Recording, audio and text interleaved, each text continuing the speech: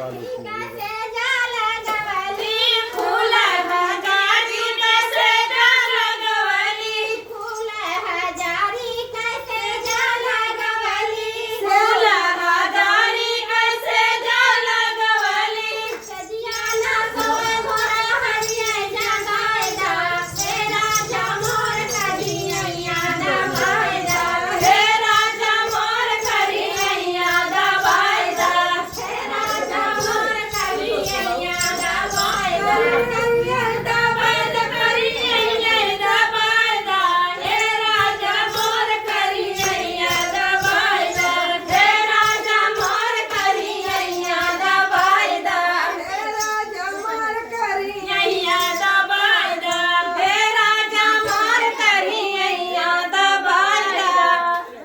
बहुत सुंदर, बहुत सुंदर। कमरिया दबाने के लिए कई राजा को बुलाना पड़ेगा, इसके से नहीं कमर। डांस कर रहे हो